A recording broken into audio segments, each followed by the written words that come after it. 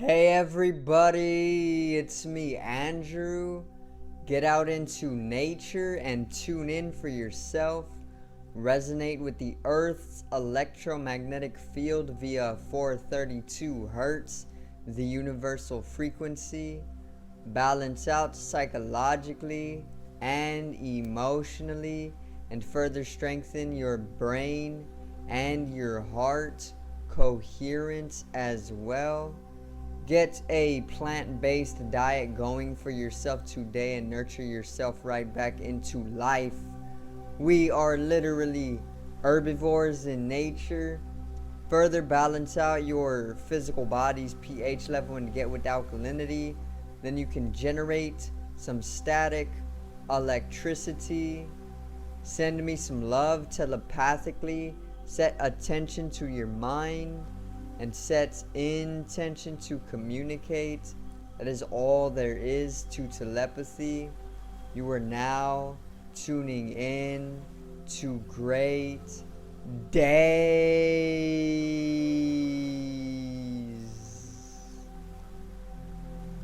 Now today I got the next episode in the series 3 Types of Starseeds, and this is actually going to be the 6th episode, and it is also going to be a very special Malefic edition. So it is going to be all about malefic entities, which are more of a malefic energy, you know. So let's get right into it. Today's video is 3 types of starseeds 6.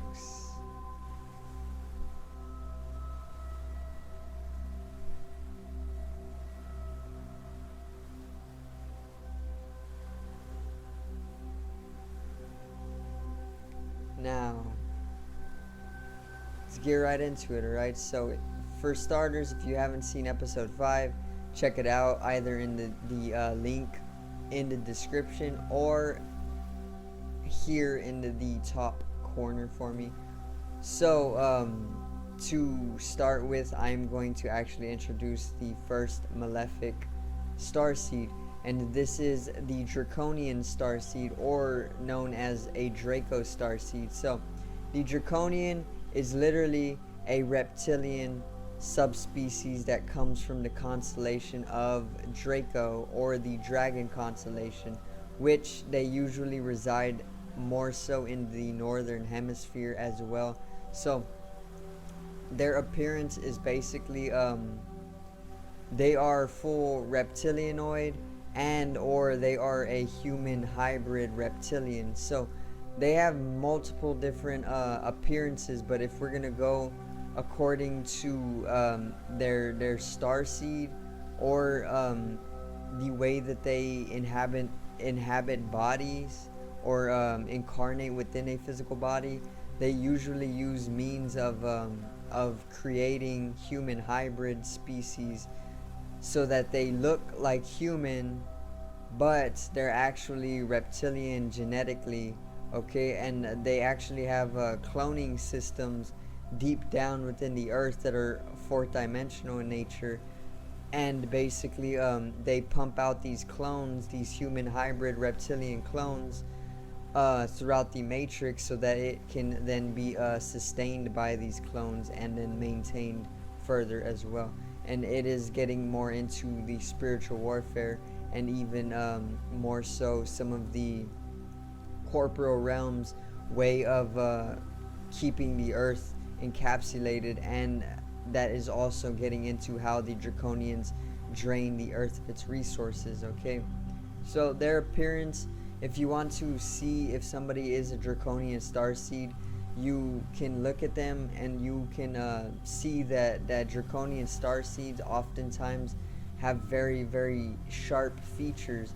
Their cheeks will literally they will like be very, very sharp, you know, and they will sometimes have these lines going down from their mouth, like a snake basically, but think of it's just like a human basically that looks very, very minutely like a snake. They literally look or have snake-like features. They have very slim and sharp features in their face. They are usually very, very thin. Okay, like physically they are thin people. They don't like to put on weight because the draconian genetics within them isn't fond of carrying a lot of weight, because it inhibits their ability to access alternate or higher dimensions, which reptilians are known for being able to do, or holding the ability. So their origination is obviously Draco, the constellation of Draco, which is the dragon constellation, and they actually come from the dragons that were on the earth, and if not were, then are still on the earth in secrecy, because the dragons literally are intelligent enough to drop their genetics within subspecies of themselves, and this created from the dragons the full dragon species or draconian species to a reptilianoid species, which is basically like a bipedal reptile or a giant humanoid snake. And then further from that version of the dragons or the draconians, they literally manifested themselves within a human hybrid reptilian species, okay, which is basically half human and half reptilian, to the point where you won't even see that that a human can be a reptilian, but they literally are. And this is where some of those rumors come in from the Illuminati being completely built up from reptilians, or even the political system being inhabited by human reptilianoids. Okay, this is where all of those rumors or myths come from. But be wary, because, or be cautious, because the fact of it is that you got to take this stuff with a grain of salt. You can't just dive straight into it. If you do, it can cause some sort of depersonalization, and it can make you question your own understanding of reality and what can actually be possible. But all mythology and all rumor emanates from some source of truth, so I do want you to be open-minded about this. Okay, their purpose here on Earth, if they are of a good nature, which are the evolved draconians, they are here to help humanity escape the clutches of the unevolved version of draconians, to basically allow us to free ourselves from their clutches on the earth, which they are their unevolved versions, which are older and more bloodthirsty and greedy and poverable, are basically here to drain the earth of its resources, and they are actually the maintainers of the matrix. So basically the draconians, specifically the unevolved draconians, are literally the ones who are running the matrix, or the machine, which is here to enslave humanity and drain the earth of its naturally abundant resources, so that they can then go back to the constellation of Draco and build upon their galactic empire. It's all empirical means, basically, and the unevolved draconians take this, and they are basically why we are under such control nowadays, and they are highly, highly malefic.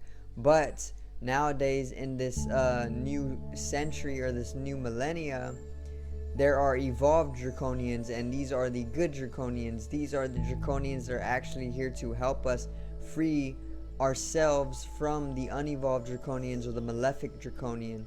Okay, and it goes so much deeper. Once again, they are very militaristic, or they are into militarism, and all of the most of the world's historical peoples, as of basically the ones who put into place great genocide and great war, and people like this are mostly going to be unevolved draconian starseeds.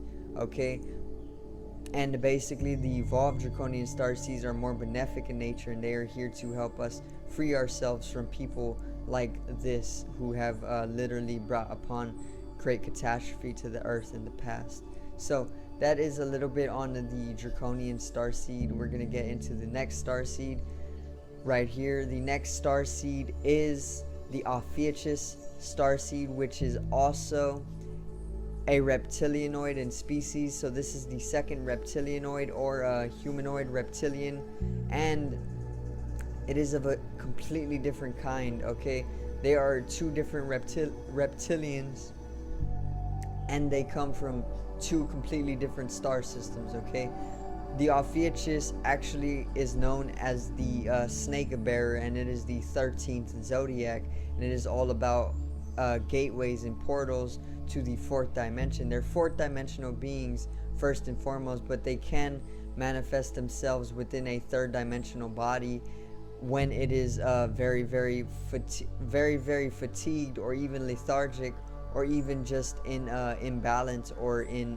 illness. Okay, so they are very much different from the draconians, but they are very much the same in the way that they are affiliated.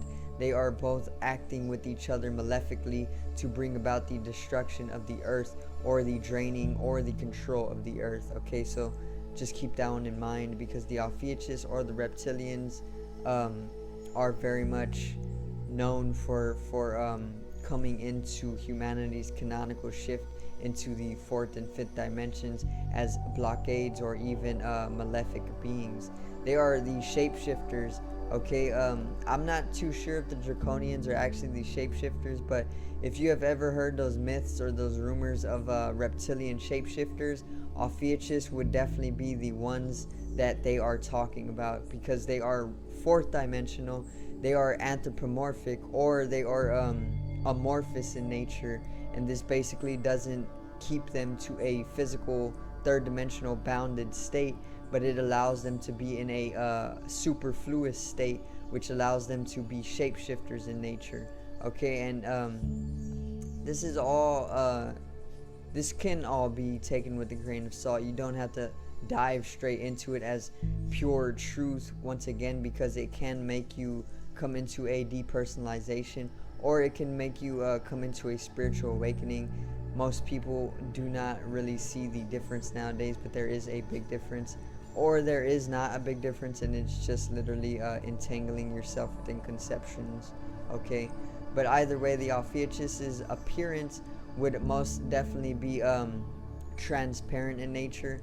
So basically, if we are going to talk about their fourth dimensional form, then we are going to say that they are mental entities. They are holding mental bodies, just like we have a mental body. They are literally mental bodies, or they are mental entities, and this basically has them more so like ghosts. Okay, ghosts are fourth dimensional entities, and this is why they can go invisible, or they are transparent, or even translucent in nature, and this is why they can go beyond the time, because that's a fourth dimensional being's ability to go beyond time, which is what actually allows the Ophiuchus to be shapeshifters as well. Okay, and it goes so much deeper once again, but their appearance would literally be just a full-on reptilianoid, literally like a reptilianoid, literally a bipedal giant reptilian humanoid. Okay, I don't know if they actually have the human hybrid clones like the draconians, so I don't know if they actually clone themselves according to look like human, but are actually snake species. But I do know that they are fourth dimensional, and the way that they inhabit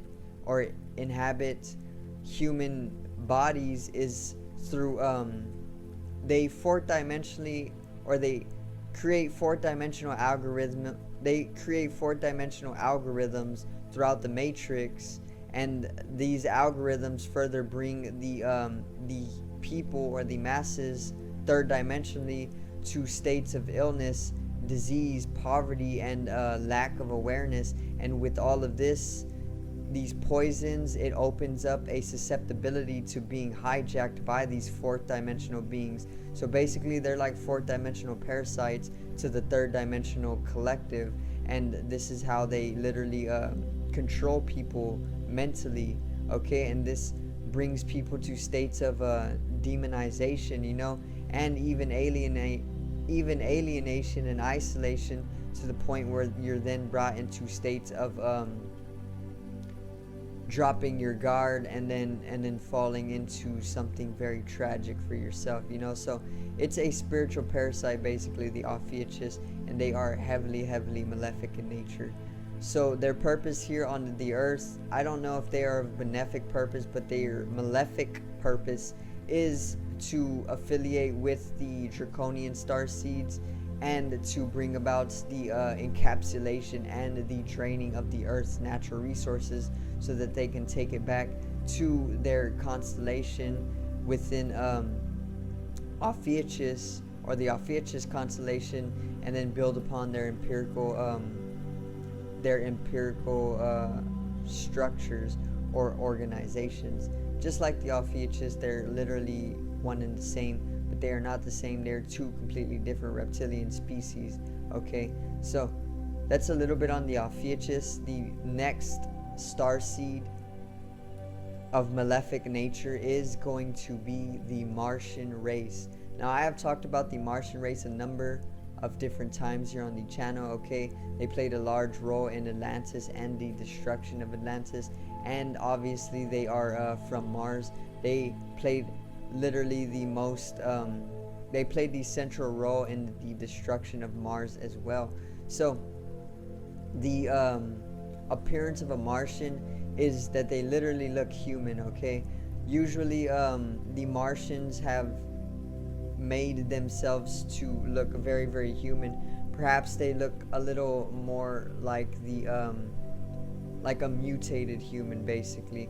Or even if you've ever seen the movie The Hills Have Eyes, The Hills Have Eyes, with all of those mutants that live in the hills that are very much distorted in physical appearance. I feel as though the Martians would look something like this. One version of them would look like the mutants from The Hills Have Eyes, but another version, which is their benefic version, would literally be looking like the Native Americans. The Native Americans with very red skin, or even the Aztecs or the Mayans, or even these types of peoples with very red skin would also be the Martians, but the benefic version of the Martians. We're going to go more so over the malefic version of the Martians. But the Martians' benefic version are the peoples of the Native American peoples who are very red in skin, and they're only very red because they are holding genetics from the Martians, their versions of themselves when they literally lived on Mars, which is why they have red skin, because they once lived on Mars, which is a very red planet. Okay, and the Native Americans hold this red skin or this red pigment because they also hold the genetics from their ancestors from Mars. Okay, so the purpose of the Martian malefically is to basically bring about the integration of the shadow government and the control of the earth through this shadow government. So the shadow government is made up of trillionaires, billionaires, obviously elites, and obviously inhuman beings. And one of the beings that actually make up the shadow government is the Martian. So a lot of the trillionaires and billionaires actually hold Martian genetics, and they are here to keep the earth or humanity or even the population, the 99%, in control and in disease, okay, and in toxicity. And this is the malefic purpose of the Martian. Now the benefic, which is more so the Native Americans, is to get people more in tune with the earth. Okay, the Native Americans are known to be some of the most in tune people and the most harmonious people on the earth, okay, because they've traveled ancestrally to many different planets through many different lifetimes, many different collectives, and they have gone all the way to the extremity of good, and they have gone all the way to the extremity of bad throughout many lifetimes. So they have a very high awareness, and this is why the Native Americans are so in tune with the great spirit or the spiritual world or even the earth or even just the universe, because they've lived many lifetimes in collectivity, and they are able to pull from that etheric information in order to transmit it out to some of the younger souls. Okay, and that's getting into the benefic purpose of the Martians. Okay, now the Martian was once in Atlantis, and if you want to see a fuller in-depth story of the Martians' role in Atlantis, check out Life is Deeper Than We Know, because I talk of the Martians' role in Atlantis and how it all played out and how they actually brought about the destruction of Atlantis. So make sure to check that video out for me. And yeah, that's a little bit on the Martians. So the dimensionality of the Draconian is going to be 3rd dimensional to 12th dimensional. The dimensionality of the Ophiuchus is going to be 4th dimensional to at least 7th dimensional. And the dimensionality of the Martians is going to be 3rd dimensional to at least I would say a 9th dimension. Okay, so I do thank you guys for watching. Once again, I'm going to end it right there for you guys. I don't want to make the video too long. I want to leave it enjoyable, and I want people to basically stay entertained, so it's going to take a little bit less of your time. I'm going to take a little bit less of your time, alright? So make sure to click down in the link or the links in the description to all of the various different platforms, my online shop and my music channel. Also, I got the music here on the channel for you guys for fluency and convenience as well. So make sure to subscribe over here to the left of me and help me reach 100 subscribers. Drop a like on the video to the right of me and support the channel once again. Generate some static electricity from the ethereal body or the spatial body or even the first layer of the aura. It needs to be strengthened and realized for the collective rise in consciousness. I love you guys. Have a great day and peace out.